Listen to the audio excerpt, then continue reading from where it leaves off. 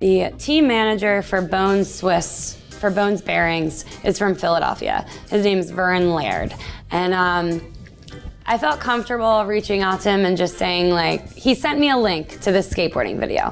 And like, I don't care about skateboarding. I don't know the tricks. I don't follow it. And he sent me this video and I replied with, that's cool. When's Bones gonna own up to the fact that they've always made roller skating wheels and roller skating bearings? You guys should make a video. You should make a video with a roller skater. And he said, nope, not happening. And I said, why not? It would be really cool. Why wouldn't, like, you could use famous spots in LA, because I was like skating with a couple of girl skateboarders around the time, and like they were taking me to all these really cool ditch spots, and it was kind of opening my mind to like street skating. But I didn't have any experience with street skating when I started. And he said, yeah, that sounds cool, but only if it were you skating it. And I said, well, I'm down. I want to do it. And he said, let me think about it. And then like 20 minutes later, he messaged me, I'm into this. I want to make this video. I'm going to pick the spots. I'm going to help you with tricks. So we started filming, and it was one of the hardest things I've ever done in my life. Like, the streets hurt. The streets hurt. It is not like skating on a ramp. Like, when you're skating on a ramp, you can just fall into a sliding board. And granted, the sliding board might be hard, but you know, you're sliding down. When you're in the streets, like, you're just like hitting pavement, eating pavement. And you're so sore. The street gap, if you see in the beginning of the video, which I don't nail in the end, that was the first spot. He was like, okay, this is our baseline. Like, if you can land this, then I know where to, he'll take me to Hollywood, Hollywood High Rail. But if you can't do this, then I know where to take you. So he took me to that street gap, and I tried so hard and just kept eating concrete. The reaction to the Bones video was overwhelmingly awesome. Like, it was really cool at that moment where, like, it wasn't just friends and friends of friends that were posting it. It was like the Huffington Post and New York Magazine and Thrasher Magazine and like all these websites were posting it, and it was buzz. Like, that was really cool. There was a good reaction. A lot of people liked what I wore and some people were inspired to skate in the streets for the first time, and some people hurt themselves when they did that. And we got some letters, and like there was a lot of like, oh man, there was one like really mainstream news site that like posted the video, and the comments were like, they tell you like not to read the comments, but like it was really fun reading the comments. And one of them was like, this girl's stupid. She is gonna be so sorry when she's 30. She's lucky she doesn't break her leg. And like, I was older than 30. And there were friends posting like, oh, she's already broken her leg. It was just kind of funny, the comments. But a lot of the comments were about the lack of protective gear. And we really wanted to make the Bones video like a skateboarding video, like as much like a street skateboarding video as possible, but insert girl on roller skates instead. So I didn't wear pads in that video, but there were people that were influenced by that video that I never thought of. We had people that were hurting themselves, dropping in without pads and breaking themselves. And we were hearing about it. So I wrote to Dan asking for a sponsorship. Sponsor me, Dan. Not because I don't want to buy a helmet, but because I need to make some type of effort to promote protecting yourself, because people aren't doing it based off of what I'm doing. And also, a little piece of me wanted to showcase my skating better than I did too.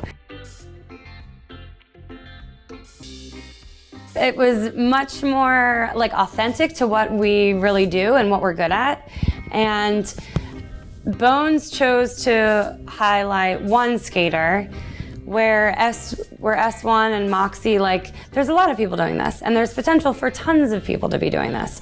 And I really wanted to I wanted to include my team and show the vibe of what we live and experience in Long Beach in Southern California. And Dan at S1 knew that. Those guys knew that, and they knew how to put that together in the retro Moxi type of vibe with the spots, and fitting for helmets too, because you'd be stupid not to wear a helmet in a bowl in the 70s. Like, everyone wore helmets in the bowls in the 70s. And nowadays, like, you're kind of stupid if you don't wear a helmet in the bowls too now. But like, no one's saying it. You can hear a couple times in the video when, like, I actually fall. Like, most of my falls are controlled, but like once in a while they aren't. And thank God I was wearing a helmet when I was attempting that invert and hit my head. I like slammed my head right at the lip. Like, I didn't hit my forehead at all. I had no scratch, but I really hit hard, and I really would have been messed up. Like, I really would have been messed up if it happened. We wanted to hit like some of the skater-built, skater-owned, skater-built parks. Skater-built parks are like, maybe the spot started as just like, a spot where people gathered and skated, and then it turned into a bigger spot, and it got more populated, and then it was recognized, and then it was supported, and now it's a legitimate spot, like FDR Skate Park and Washington Street and Burnside, and we've got one in San Pedro called Channel Street, and I've always wanted to go over that door. Like, it took me a couple of years to finally get the guts to do it, but there's a door there with a keystone. I go over there, and that's like, Channel Street's the kind of park that like, you don't go there to learn. It's like got a lot of tight turns, and it's a place where people just go there to like, just go there to skate. Like, you can, it's like one of those harder spots. It's under a bridge. But it's a pretty well-known spot, and it's really fun to skate, and I really like the people that manage the park and hold events there. Salamander Ranch, it's a secret spot. It was somewhere in the desert. And it's a guy named Salamander. I think he has a sweaty back. I think that's why his name's Salamander. One of my friends, Fabian, introduced me to him one night and said, you gotta skate this guy's backyard. And the guy showed me some photos on his phone, and then I took his number, and when we were doing the video, I hit him up to see if we could skate his secret spot. So we went out there, and he poured this huge concrete skate park connected to his home. It had everything. It had like a door with a keystone that you could go over, and a bunch of crazy drop ledges that I did some handstands and shoot the ducks on, and a big vert wall that was hard to get to the top of, and yeah, that place was really cool, and it was a really great vibe. Like, his friends were awesome, and we just sessioned with a bunch of skateboarders. One of the skater of the years lives in Long Beach. Actually, like 3 or 4 of them, I think, do, but like one of them does, and he has a backyard ramp. I know for a fact because my sister dated this guy that built it, and I bet you my sister could tell us where that spot is. Well, I hit up her boyfriend and asked, like, hey, remember that ramp you built in the back of David Gonzalez's backyard? Like, do you think he would let us go skate there? He said, I don't know where it is. I was like, what?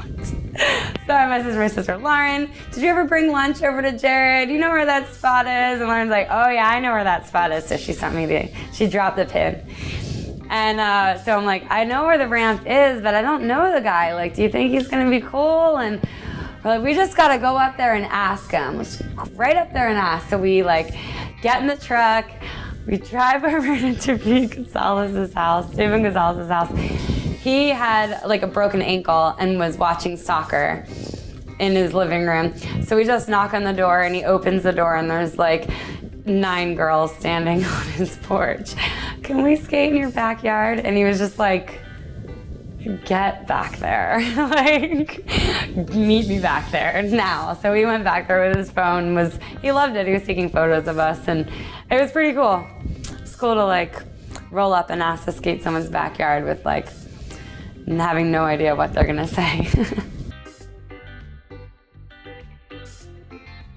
Ever since I've ever like gone to a skate park, you hear this. I mean, people wouldn't ask me when I was younger, but they would ask others, like, can you do a backflip? You know, it's like, it's the smart ass comment that kids say, like, oh yeah, you think you're so good, do a backflip.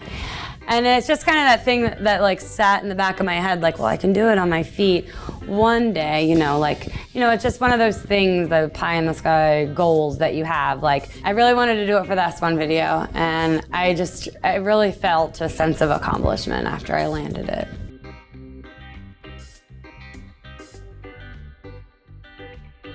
Southern California, we're really lucky because there's a lot of history with skating, and like people have backyard bowls. People in other places might find it harder to find places like we found in the S1 video. And we wanted to be in those backyard pools and in those exclusive spots, kind of to pay homage to revitalizing an old form of roller skating that we're trying to bring back.